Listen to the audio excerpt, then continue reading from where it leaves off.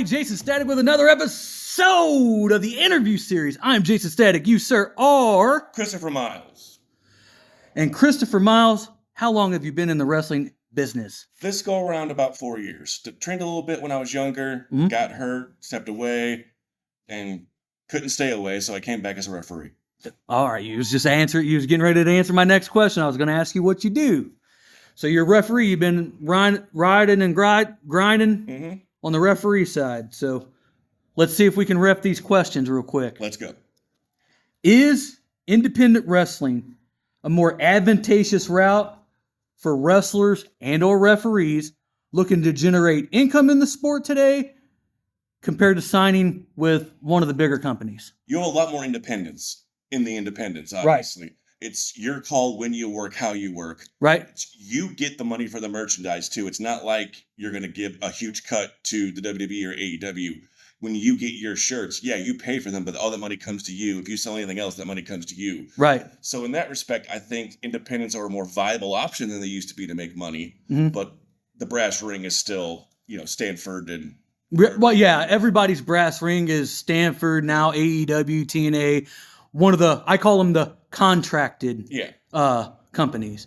And I have this whole spiel about different levels in wrestling. There's 5 different levels and everything like that. The top being, where you're under a contract. The 4th being, the 5th being the contracted. 4th being your unsigned talent, but you're a pro wrestler and that's all you do. And then you have your random, the lower 3 is backyarders, basic indie guys, and then your start traveling guys, but you're not traveling out a whole far.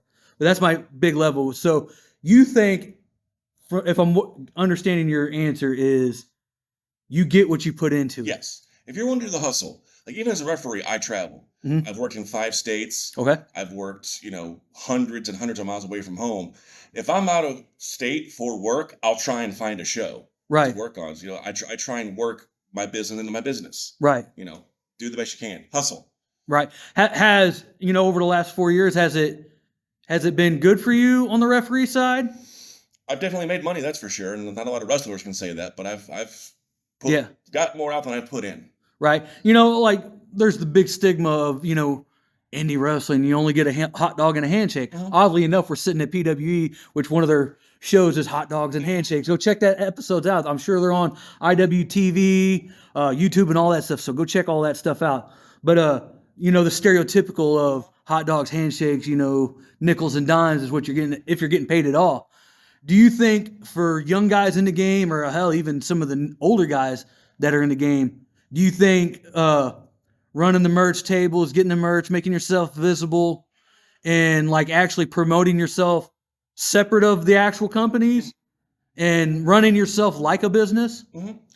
You're going to get a lot more bookings if you put yourself out there. Right. If you've got merch, if you've got something to sell, if you've got every t-shirt you sell is an advertisement for you. Right. So if people see your name out there, you're going to get more bookings. I've gotten bookings off of my merch, my t-shirts. People saw me and said, hey, I know that guy. Let's bring him in. Okay. And, my background doesn't hurt either with the referee stuff. So right. Well, I try to tell people, especially new guys in the game, is I know it could be getting the merch game and getting stuff like that. It's a daunting task out the gate.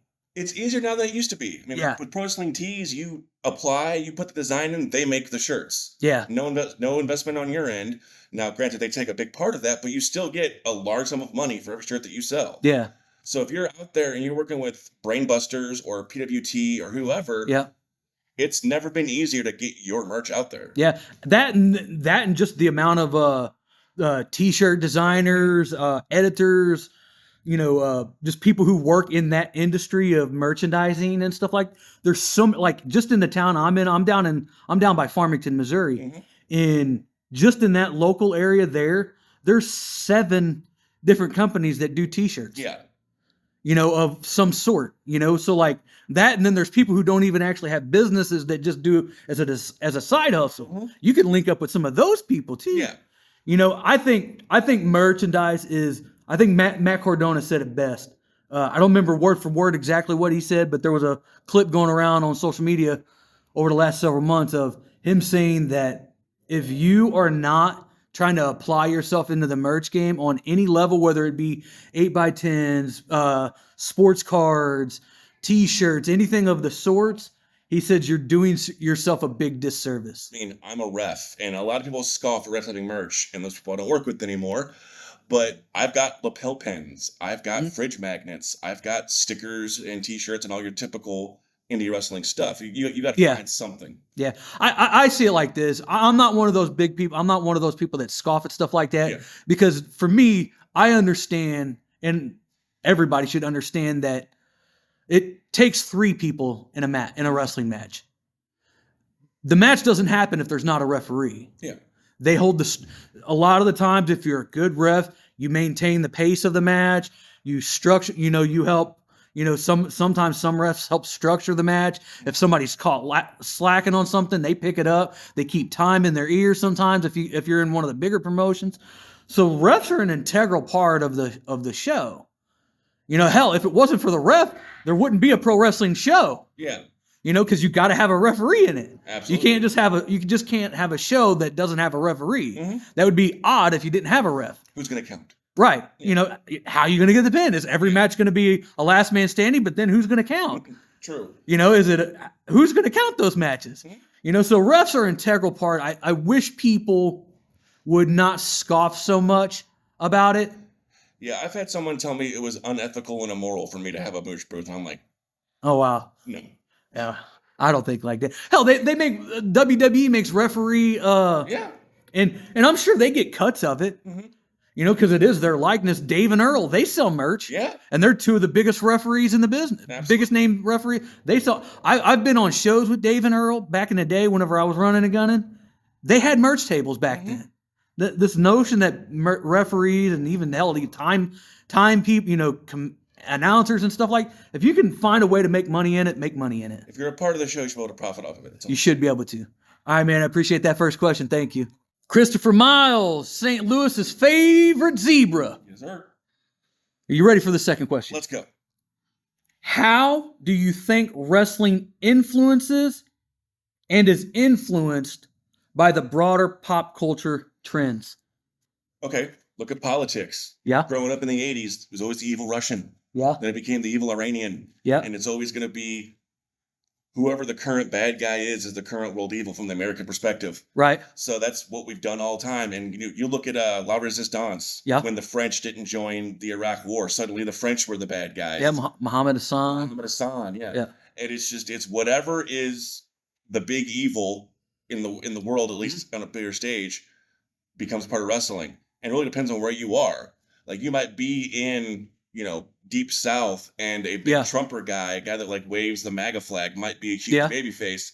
You put him in Chicago and he's not over. Right. He's the big heel. Yeah. It depends on where you are and what pop culture you're dealing with. Right. What do you think pro wrestling influences anything in the broader spectrum of pop culture? Sure. We have, or is it one more than the other?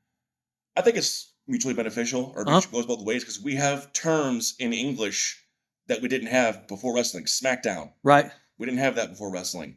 There's so many things that are interwoven into, Western pop culture that because of wrestling. Yep. And it goes the other way, Fuck it. Yes, pop culture plays off each other.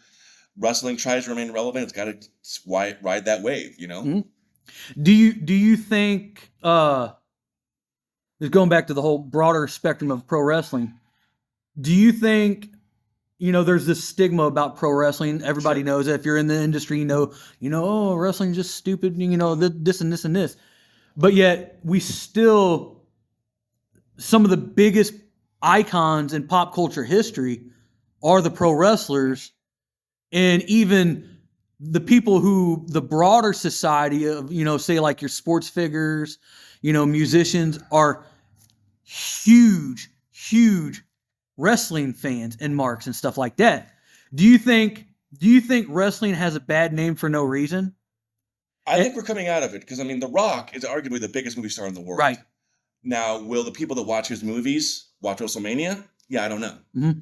But I think we're coming out to where we're being more accepted. Now, we're going to get to the 90s level, like during the Attitude Era, everybody loved wrestling. Mm-hmm. You saw NWO and DX shirts everywhere. Yep. Maybe, I don't know, but I don't think that the stigma is there of it being wrestling being a dirty word anymore. Yeah, me personally, I don't think it's as bad as what it was in the 80s, 70s, 80s, 90s, and stuff like that. And I think now that more people are in with the T, as I say, yes, and more people understand what it is. I think there's still those people that are like, oh, that's stupid, stuff. And then you're always going to have that. But I think the broader spectrum is starting to come out. The only downside that I see in the game still that we have is, and I think it's rampant on social media, and it's not just here in the St. Louis area, but it's the broader spectrum of pro wrestling in general, is like us spilling the tea on social media all over the place for no reason, over the littlest things. Mm-hmm. And just, I think what I try to do on this thing is I try to promote the positive sides, the good things about wrestling that happens that a lot of people don't really know, maybe they don't care about because everybody wants to talk about all the bad stuff that happens. I think one of my jobs here and one of my passions is trying to get people to understand the deep appreciation that people in this industry has for it and why we like it and love it so much.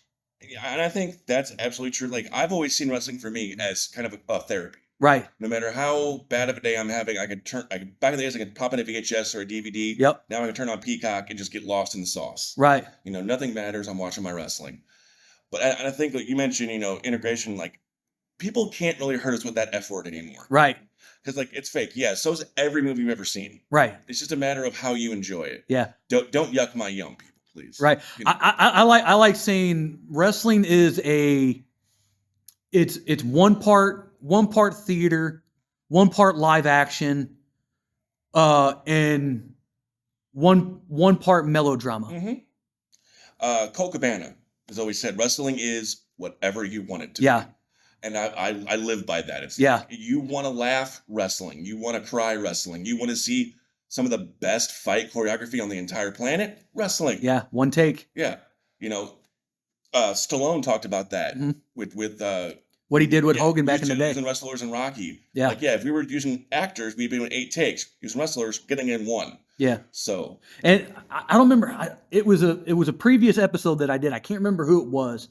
But they said something along the lines of pro wrestling is the best form of live action fight choreography that you will ever see, bar none, across anything. John Wick is great, but they didn't do it in 1 take every Monday, every Wednesday. In front of a live crowd. In front of a live crowd.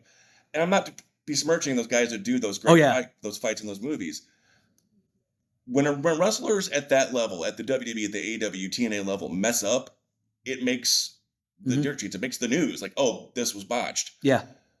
Doesn't happen that often at that level. There's whole web pages dedicated to just that. Yeah. Botchamania. And when you find so few examples, it shows what we're doing here. It's a whole different breed. And like I said, my passion with this thing, and I know you got a bunch of projects that you do, and we're going to talk about that here in a second, is showing the love and the passion and the appreciation of what we as pro wrestling fans and people that are actually in the industry actually deal with day to day in the industry.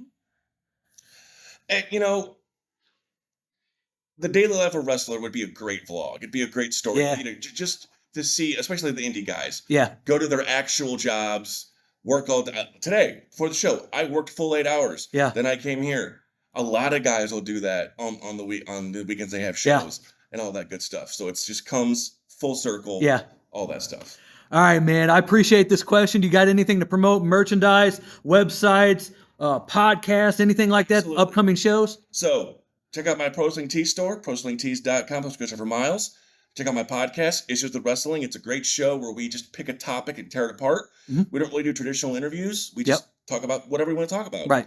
And then I got a couple great sponsors. I got W Energy. If you go to w.gg, you can get some great energy powders with a 10% off promo code IWW. Yep. Some great apparel company sponsored me called Deemed Fit. It's they are a first responder organization that deals with mental health first responders. Yep. And I'm one myself, so I thought it was great. Okay, cool. It's deemedfit.co, and you could use promo code 123miles. Get 20% off your order. So help me out by helping them out. Yeah, absolutely. We'll make sure we get all those links and stuff down in the comment section below, but we're going to run this out just like we always do. Jaysin Static across all social media, Facebook, YouTube, Instagram. Check me out. I have a separate channel from this channel. Check it out, Jaysin Static on YouTube. There's all kinds of wild stuff on there. Fight Club Wrestling Academy, Facebook, YouTube. That's where we're at right now. We're here on the YouTube. Check me out on there. Tell me how much you love Christopher Miles.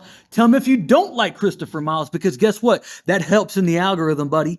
And I love getting in there and chopping it up with people. So comment on it. And last but not least, we're going to run this back. I don't run the We Are 138 Co. website anymore. I dropped it. I ended it. I closed it down. But come the future, I'm not sure exactly when it's going to drop. We're going to work on something new. It's a whole new merchandise site, upgraded stuff, all kinds of super cool stuff. So if you want Jaysin Static merch, check me out on all my social medias. If you want Fight Club Wrestling merch, check me out on all my social medias. And if you want the 138 streetwear for the pro wrestler, made by a pro wrestler, check it out. Hit me up. All that stuff's going to be coming, and I'll let you know how to get it. Christopher Miles, St. Louis's favorite zebra, my favorite zebra. I appreciate you, brother. Thank you for coming on, man. Thanks for having me.